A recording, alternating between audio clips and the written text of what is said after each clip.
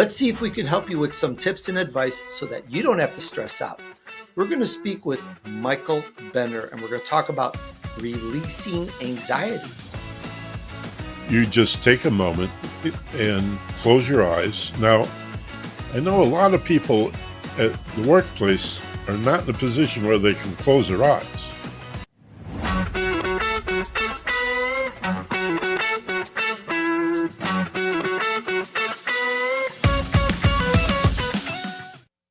Welcome, entrepreneur movers and shakers, and thanks for joining in with us.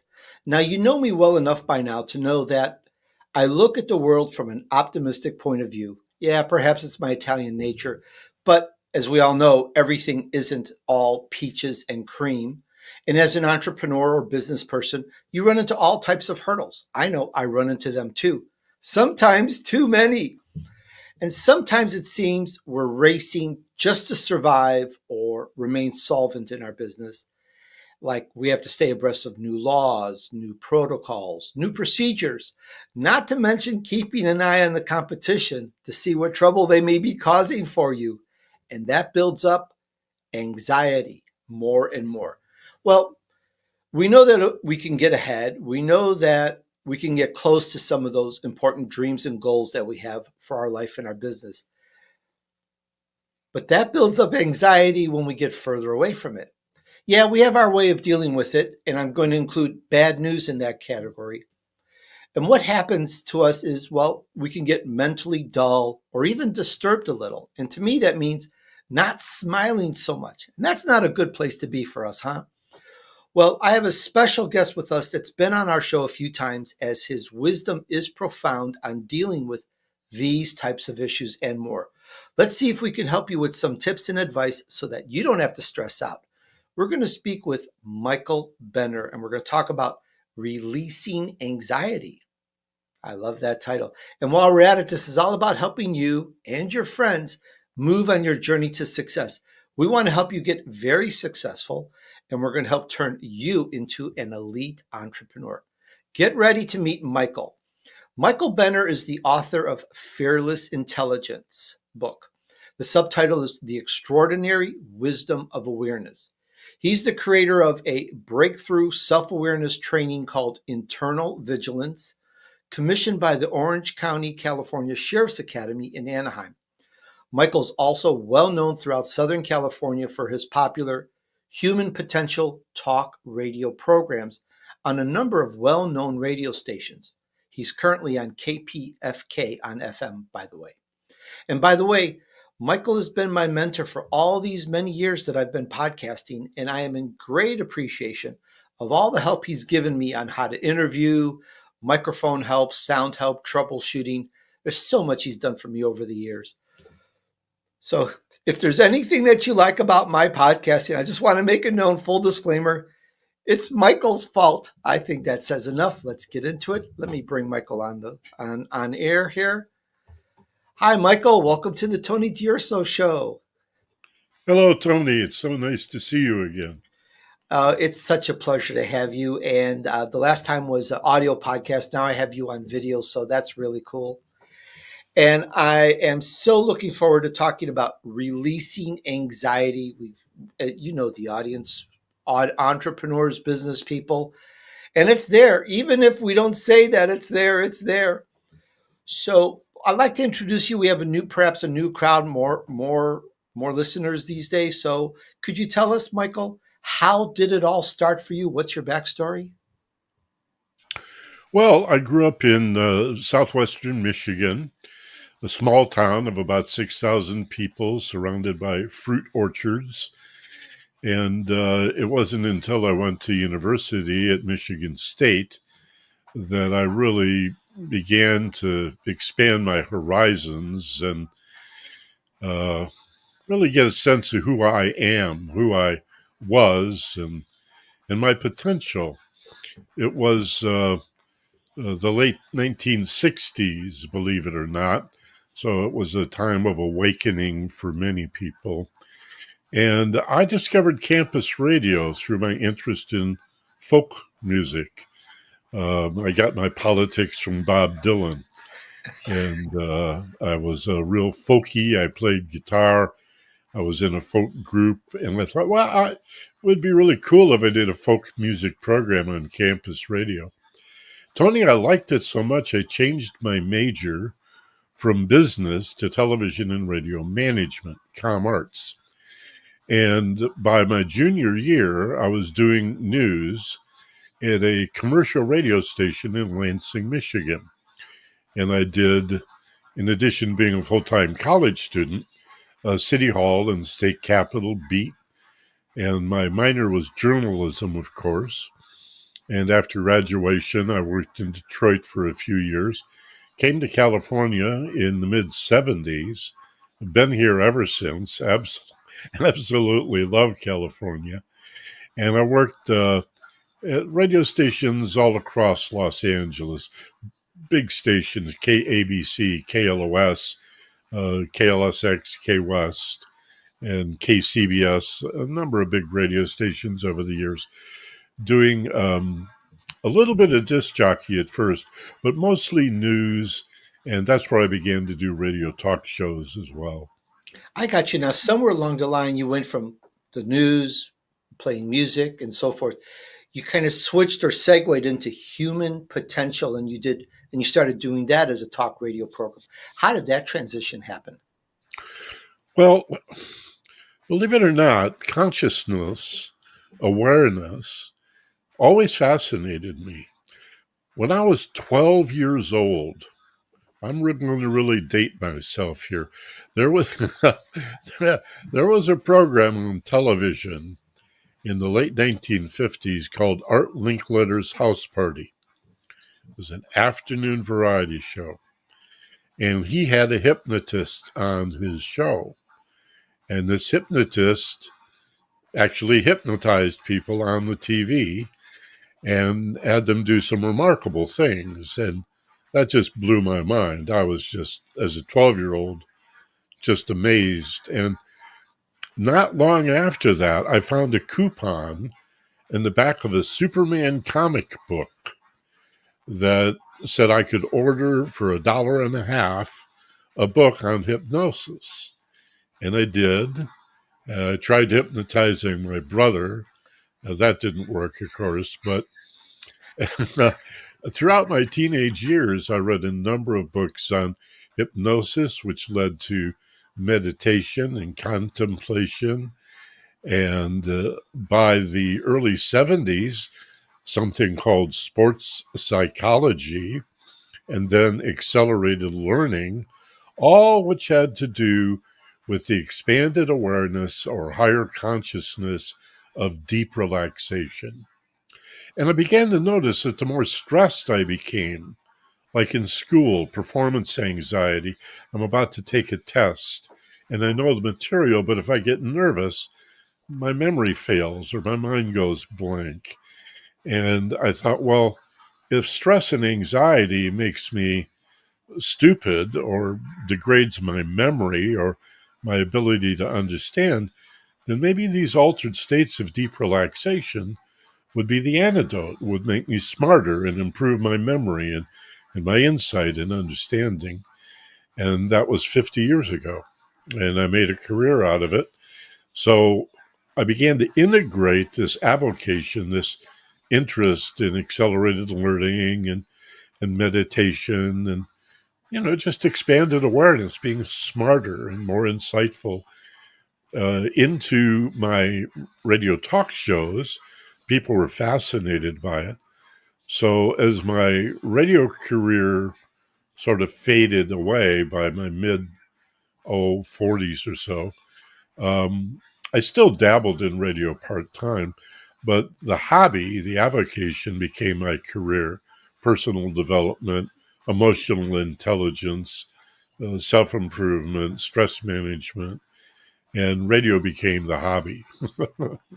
That's absolutely amazing. We're talking about releasing anxiety with Michael Benner, and you can find him at michaelbenner.com. Michael, we know how to spell that. Benner is Benner, and you can check out his book there, Fearless Intelligence, which is a great read. I've been through it, and it's a deep study. The book itself is like a class. And at the end of most chapters or all chapters, there's uh, uh, not tests. What do you call it?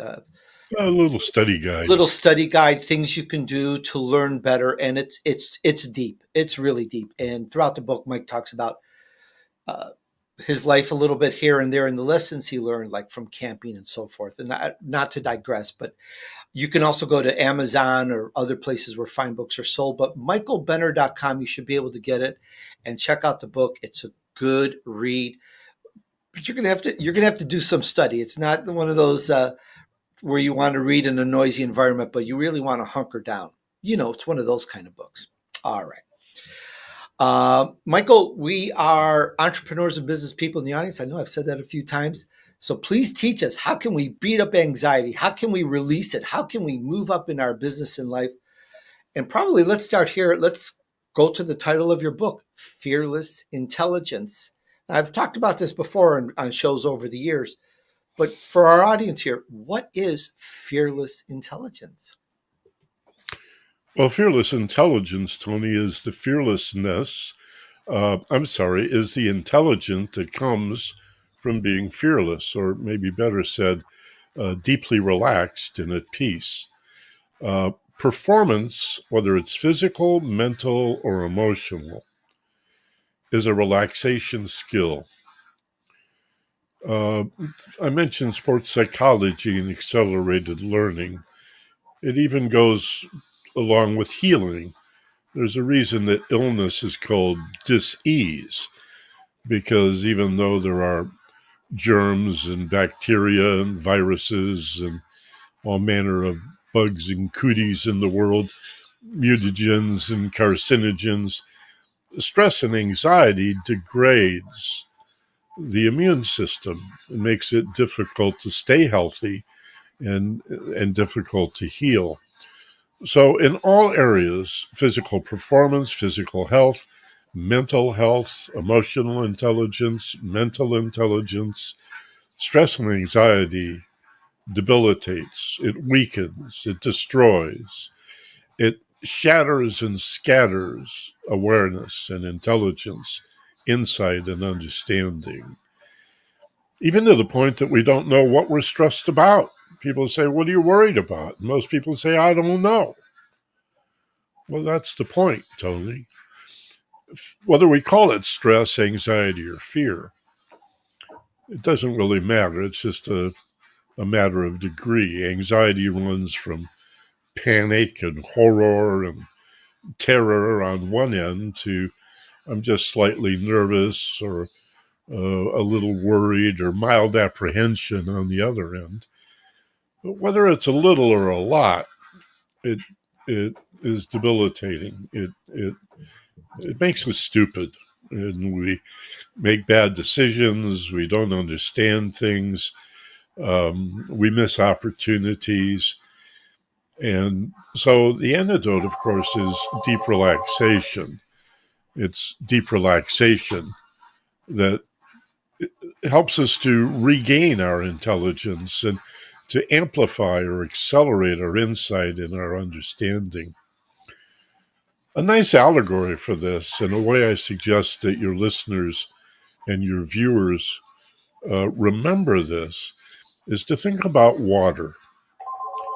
If we imagine ourselves on a dock in a small lake, or maybe in a little rowboat looking over the edge of the boat, down into the water, if the water is even slightly disturbed, if the surface of the water is, swaying back and forth due to small wind waves, let's say, um, your ability to see into the water and your ability to see what's reflected on the surface is distorted.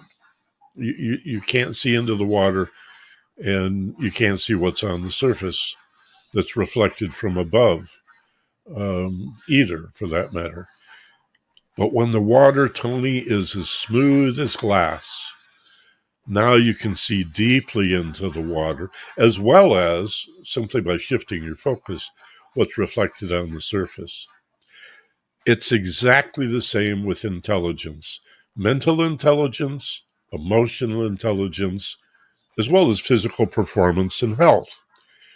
Deep relaxation makes us smarter mentally, in terms of our ability to be logical and reasonable and analytical, but also emotional intelligence, which is the intelligence that is most undeveloped in people. And this is disastrous in our relationships. As this is a program about entrepreneurialism and the workplace and success in business. This is central. This is the biggest issue of all in two areas: our own performance and ability to deal with daily stresses and the unexpected, not only the routine, but the unexpected stresses of business. And secondly, our relationships with other people. So there's a intrapersonal and interpersonal aspect to all of this. And in my experience working as a consultant with business, this is the biggest problem that most people have.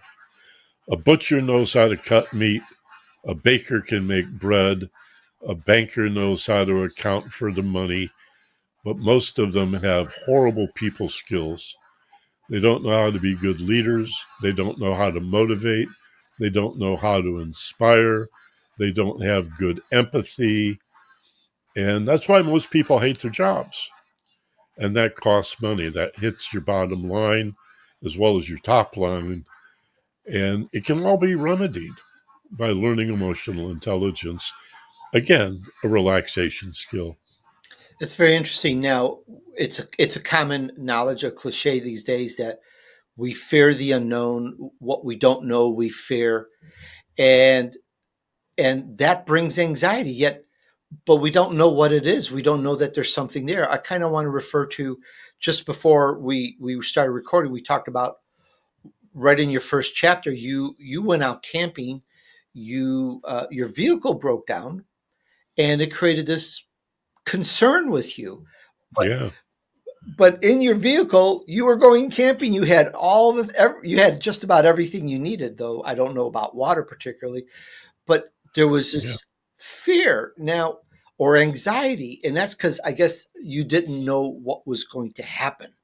Like we have products in our business, we have services that we perform, but we can get into a position of fear or anxiety because we don't know what's going to happen, even though we're kind of prepared for it. It's almost like a conundrum in a way, yet it affects us.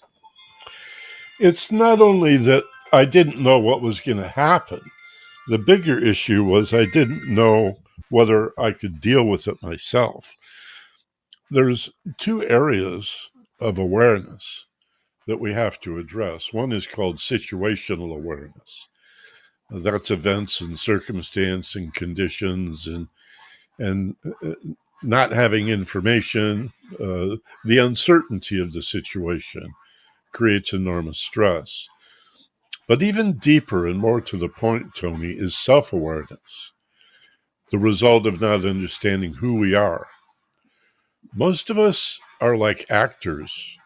We choose a personality or a character as teenagers. We're much more real as little children, but as teenagers, we choose a persona.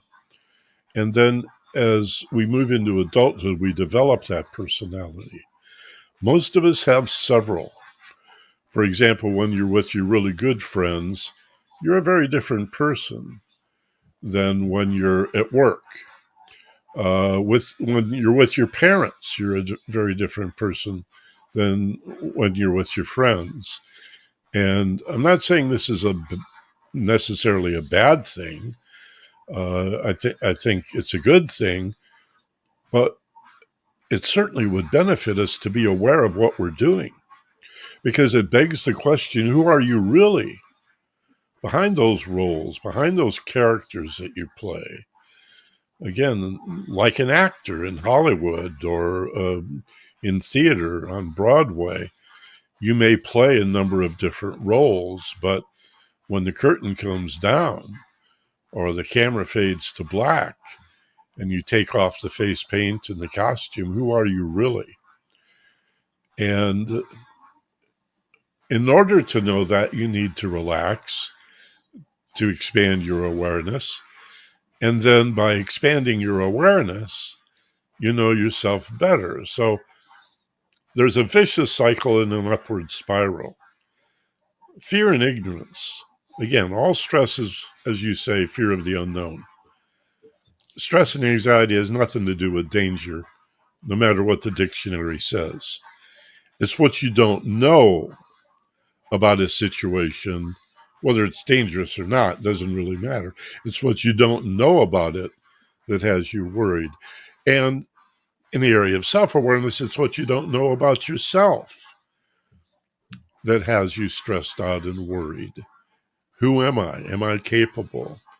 Can I do this? Am I smart enough? Fear of inadequacy is an enormous fear that few people really admit, but those private conversations, it's going on throughout our lives. Am I good enough? Am I smart enough? Am I handsome enough? Am I accepted by these other people? Do they see me as a leader?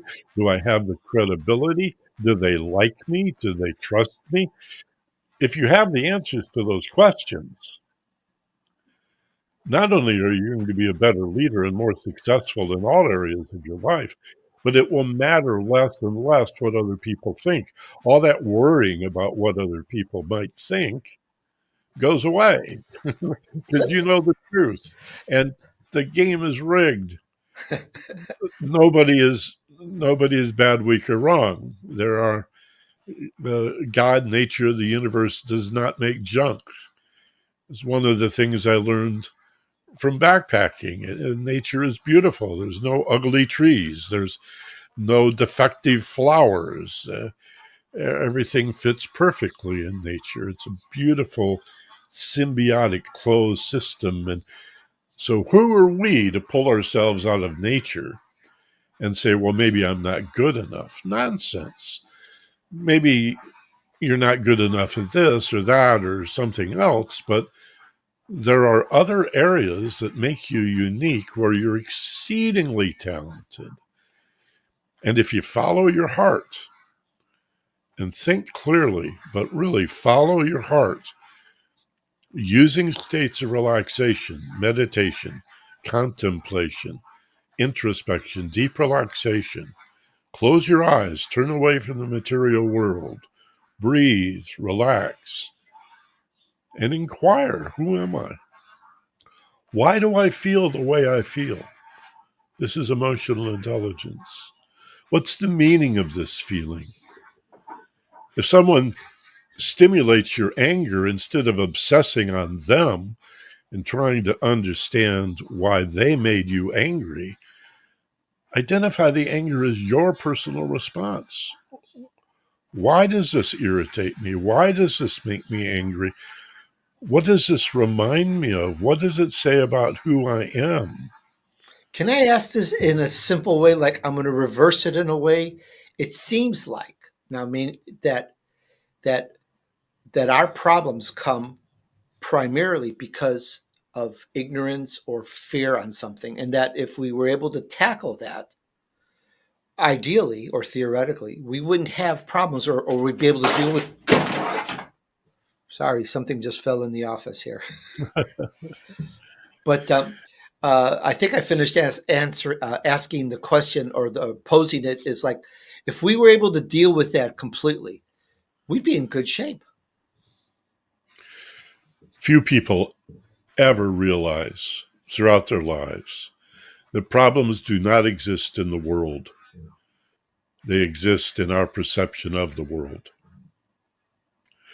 It's only a problem because you don't understand it. Other people are living in the same world, often under exactly the same or very similar conditions. And for them, this is not a problem. But because our senses point us out into the world, our eyes are looking out, our ears, our ability to smell and taste and touch, to reach out into the world, we fixate on the material world.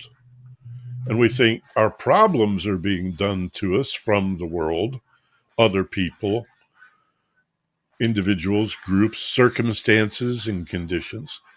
So I've got to change the world to fix the problem. And that's backward thinking.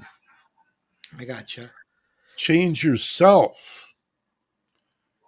It's your perception of the world that's causing the problem. Not the Don't world. change the world, change yourself and your view of the world. Work on yourself, develop. This is not self blame, by the way. It seems to be at odds with another statement I got out of your book. You can explain that perhaps at the same time, that if you try harder on something, it makes it worse.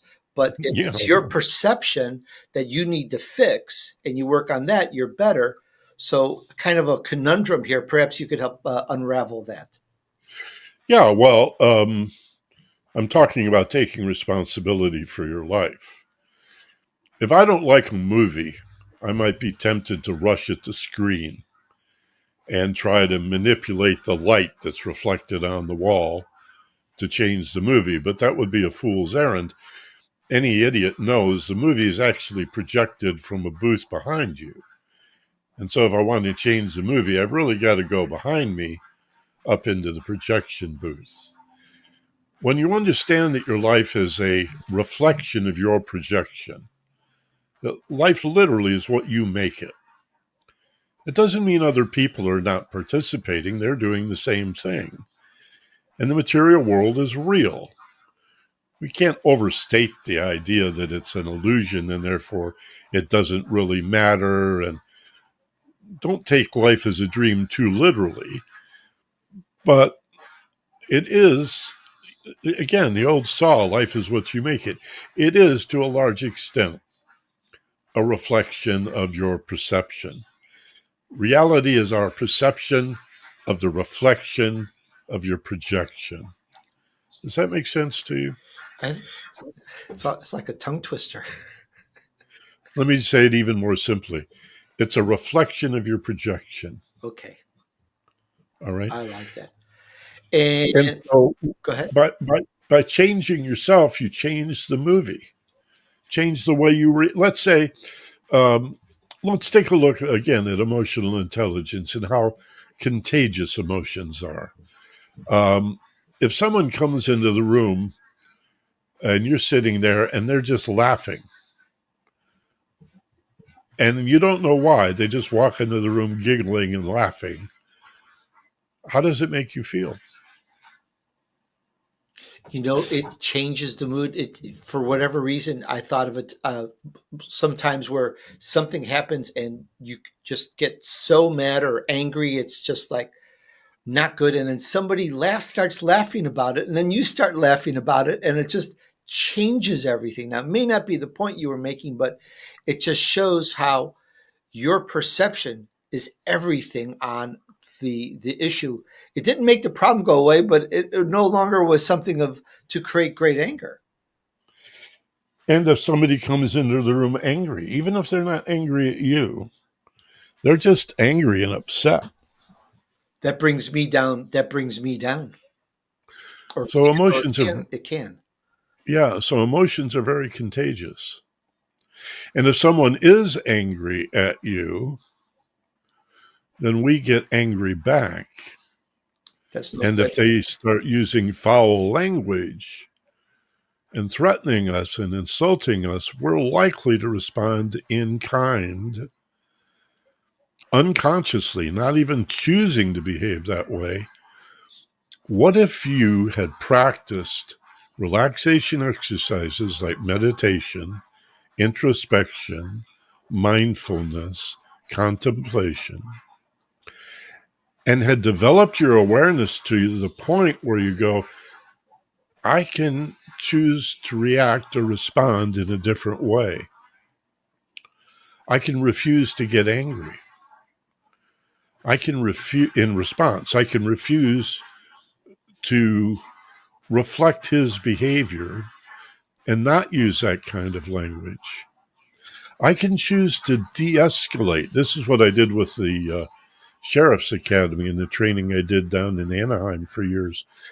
teaching them to de-escalate a situation by becoming, we called it internal vigilance, more aware of their feelings and the choices they have as they become more and more aware of how to respond.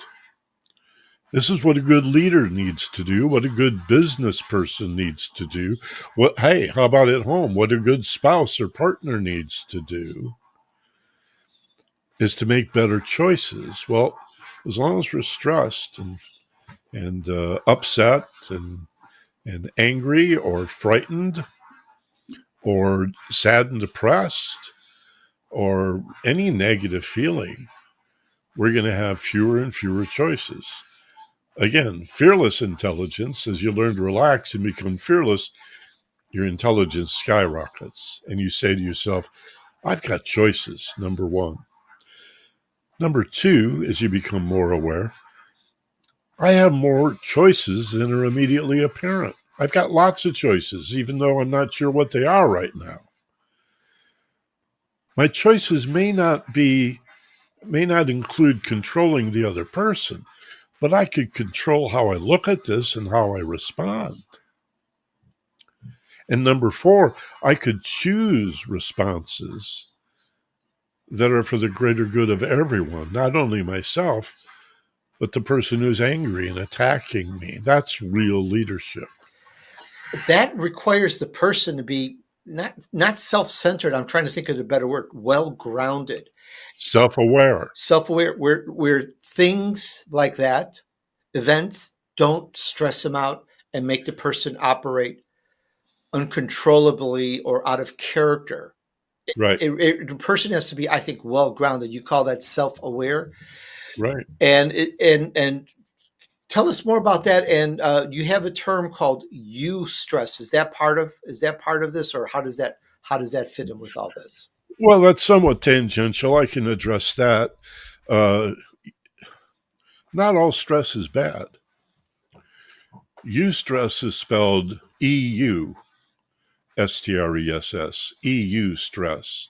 And eustress is good stress, Tony. That's the kind of anxiety that to a certain point will help us do better, to psych up, to prepare for a performance. Again, I say performance like it could be on stage, public speaking, singing, dancing. It could be athletic performance. But I'm talking about your daily performance, the way you behave with your spouse, if you're having some conflict or a challenging situation, at work. My God, we're all stressed at work. Stress is stimulus, and the more stimulated you are, the more stressed you become. And the more likely you are to feel out of control and fall back into this reactive pattern where everything unknown seems dangerous. Well, everything unknown is not dangerous. It's hardly ever dangerous. It's just unknown. The antidote is to know it. Um, so a little bit of stress, eustress is a good thing to a point. Yeah, And then there's a point of diminishing return where additional stress becomes distressful. So eustress helps you get better and better, but very quickly there's a point where more stress becomes distressful and degrades performance and insight and understanding. I was thinking of when I first started podcasting. There's so many moving parts in a way, Michael, and I'm really focused on this, on what to say and who the guest is and all these things. And if some world or local event comes that's bad news, it changes my demeanor, it changes my eustress, it changes my psyche. I've made it as a rule: if there's bad news, don't tell me until after I do an interview, because it totally changes. I've seen that. If I'm not like really focused, like I'm so zoned in on this interview to such a good degree that I exclude the world, but I'm very aware or self-aware, grounded into what we're doing, and that allows me to, I believe, help me podcast as best as I can, if there's such a term. Otherwise, if there's bad news, it really can affect me. So I don't want to hear until after I do the interviews. Well, I understand that, and I think that's smart. If, however, there was something disastrous that happened and you needed to do the interview anyway, what I would suggest, and this applies in business all the time, you just take a moment and close your eyes. Now, I know a lot of people at the workplace are not in a position where they can close their eyes. Unfortunately, this is not appreciated as a productive state. It looks like somebody's taking a nap or escaping or going away. And indeed, it could be. But when you close your eyes for the purpose of thinking creatively, of expanding your insight and developing your understanding, my God, history is full of examples of this. You know, Edison deliberately took cat naps, and they were called cat naps, but he was really meditating. Thomas Edison would hold as a practice two large steel ball bearings, one in each hand, and place beneath his hands metal plates on the floor. And then he would sit in the chair holding these ball bearings, big, like 2-inch ball bearings. And he'd sit back in his chair and he'd close his eyes and he'd dream of his inventions, the phonograph, the film projector, the record player, whatever. And if you went too deep and fell asleep, he would drop one or both of the balls and they would hit the steel plates and wake him up. He'd scoop them up and then go back to that in between state, that dreamlike state, and use the mind's eye to visualize the machine. Tesla did the same thing. He said, I've got hundreds of machines in my mind. Amazing. This is sports psychology. God, there's a great series. I think it's a 7-part series on Netflix called The Queen's Gambit, which is about a chess player. And this woman plays chess games in her mind by visualizing. And she does it with her eyes closed, but sometimes she opens her eyes. It doesn't really matter. She does it in bed at night with the room dark, and as if she's playing a game on the ceiling and seeing the game pieces projected on the ceiling. Well, let's say you've got a job interview, or the boss has called you into the office and you know it's going to be big trouble. Or you have a cold call to make, or an important follow up on a contract, or some other business situation that you're worried about. You know, it's challenging and stressful, and you're concerned about how it goes. By thinking about all the negative ways that things could happen, you begin to attract that. You begin to magnetize that. It's just like a car. You go where you look, you get what you expect, you reap what you sow. Ask any race driver. The NASCAR guys always say, never look at the wall. You know why a race car driver knows never to look at the wall? Because you would tend to be going towards that. You go where you look. So if you sit there worrying about the meeting or the phone call, thinking up all the negative stuff as if this is your plan to avoid it, you're actually generating it. It's true. And then you're gathering evidence that you should continue to worry and think negatively. You have this crazy idea that that's a way of being careful. All right. Instead, what you should do is close your eyes, take a few slow, deep breaths, relax. Or if you're in a workplace where you cannot close your eyes, just soften your gaze and fix your attention on a single point, wherever it is. Look at something on your desk or a clock on the wall. And imagine, just soften your gaze and imagine, if not visually, at least auditorily, in your ability to hear voices in your head. This phone call or this meeting going exactly as you want it to go. Hear yourself speaking eloquently and making your point concisely and clearly. Hear the person who you're concerned about not being receptive to you, agreeing, and imagine them nodding. And if they do have an objection, listen to yourself and visualize yourself really elegantly overcoming that objection, maybe acknowledging it first and say, yeah, I used to think that too, but here's what I found. And being really smart about it. And then developing your confidence in such a this, every successful person from Napoleon Hill to Dale Carnegie, Norman Vincent Peale, Zig Ziglar, all these guys talk about this stuff. And if you're not doing it, you're out of your mind with worry and doubt, and you're competing with other people that do the same thing. If you want to go beyond the Peter principle and rise to the true potential, the incredible, remarkable potential that every individual have. If we were not unique, we would not be here. This universe doesn't replicate anything, not snowflakes, not grains of sand, no two Everyone's blades of unique. grass are the same color green. Everybody has talent. Everybody has special gifts. This is how you find them, follow your heart, discover them, develop them, and then rise above the average Joe by rehearsing your life before you step out into it.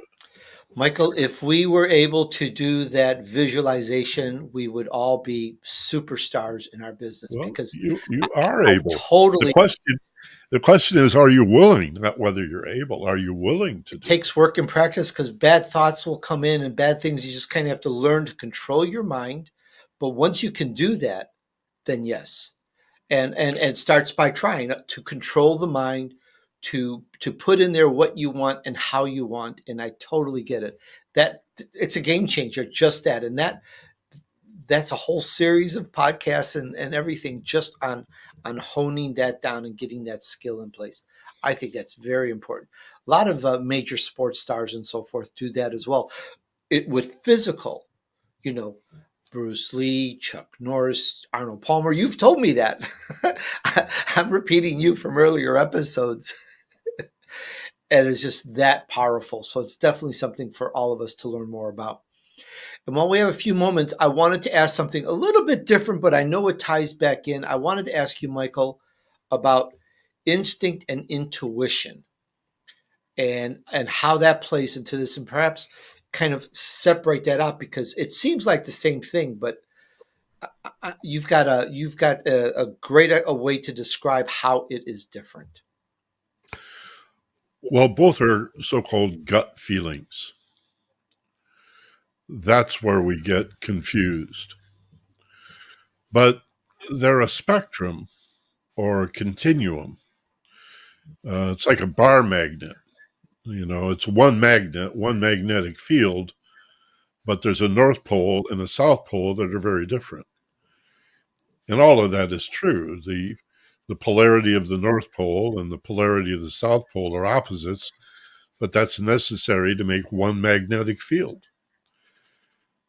That's the way instinct and intuition plays out as an alternative to logic.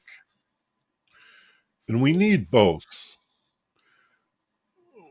I would never suggest that someone cease being logical and analytical and reasonable. And we can do that in any state of mind, even quite stressed. You can be logical. You can you can be worried and still balance your checkbook. You can do your day-to-day activities even if you're stressed. Intuition requires deep relaxation. And the difference between intuition and instinct, and the reason I say they're sort of like a bar magnet or a continuum, is that let's start with the instinct. That's at the base of the spine. It's an actual hub of nerves. It's called a plexus, a hub of nerves at the base of the spine, sometimes called the root chakra. And it's basically, oh no, it's danger. It's an animal instinct. It's run away.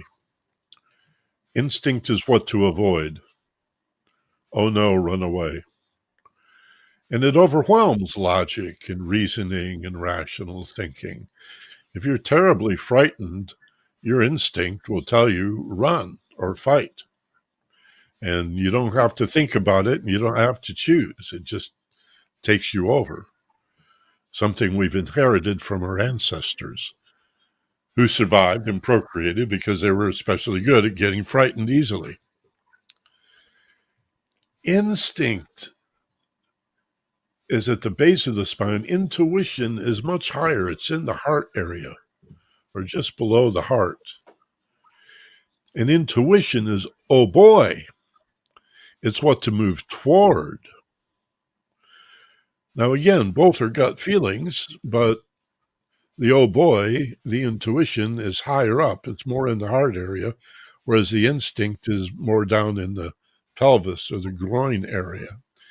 Most of our feelings are in the solar plexus in between. They're sort of a blend of intuition and instinct, sort of a blend of oh boy about this part and oh no about that part. Well, imagine if you get familiar with this. And when a feeling comes up, instead of blaming another person for stimulating the feeling and obsessing on them and trying to figure them out and why they're such a jerk and what you're going to do to control them and threaten them and the retribution and vengeance you're going to exact upon them and why don't people love me and all of that madness, take a breath and relax and own the damn feeling. It's your response. It wasn't done to you. The stimulus was done to you, but the feeling is your response. It's very personal. Want to learn about it, study it. Where does that emotion live in your body? What does it remind you of? What does it feel like? What is it, if it had a color, what color would it be if you could reach out and touch that emotional feeling? For texture or temperature, how would it feel? And then your intuition blossoms. Initially, the instinct may say, run, hide, get out of here, quit your job, divorce your wife. I'm out of here. I hate this stuff. But if you sit with it, the intuition blossoms and you get creative insight and understanding and what is often called the aha experience of illumination. And it may come slowly like the dawning of an idea. It may pop on like a light bulb. It may blow the top of your head off. You may be thunderstruck. But whether it comes in slowly or quickly, it's not logical. It's not illogical. But it's not reasoning. It's not figuring it out. It's allowing it to bubble up, allowing it. Oh, wait a minute. Oh, I see. It's very similar to your conscience. Conscience is a fascinating aspect of consciousness. Conscience is not only Jiminy Cricket, not only does it know right from wrong, it's got the answers to the problems. I would go so far as to suggest, and I've been doing this 40 years, Tony, we would not have a problem if there wasn't an answer enfolded within it. That's why I say the game is rigged. Every problem is a gift. Every challenge, every difficulty, provided you own it, take responsibility for it, understand it as yours. Don't blame others. Don't blame yourself. Just abandon the whole idea of blame and take responsibility. It's like the gauges on the dashboard of your car. You may not want the oil pressure gauge to indicate a problem, or the fuel gauge to say you're running out of gas, or the water gauge to say you're overheating. But if you mask the dashboard with heavy brown wrapping paper and say, there, now nothing bad can happen, well, that's obviously foolish. And yet that's what we do with our emotions. Excuse me, I'll have another beer. See? Give me a double whiskey, give me a doobie, whatever. I'm going to self medicate. I want all these feelings to go away. You're a fool when you do that. And yet, that's most people most of the time in most of the world. Amazing stuff, Michael. Once again, we spoke with Michael Benner talking about releasing anxiety, and you can find him at michaelbenner.com. Check out that book, Fearless Intelligence. Michael, I just want to thank you so much. We could easily do more and more shows. So much advice, so much about intuition and ignorance and fear and intelligence, and just, I love it. Going to soak it up. Thank you, buddy. I want to thank you so much. Thank you. Thank you. And let's see here. I want to give a special thank you to those that listen at the end. Thank you very much for listening. And please do me a favor. Can you share this with a few friends to help them too? All right. Let's use this and let's help you move on your journey to success. Thanks. And remember, just take action. Success awaits those who persevere and remain steadfast despite the odds. Sow good seeds. Do good deeds. And join me on the next episode of the Tony Durso Show.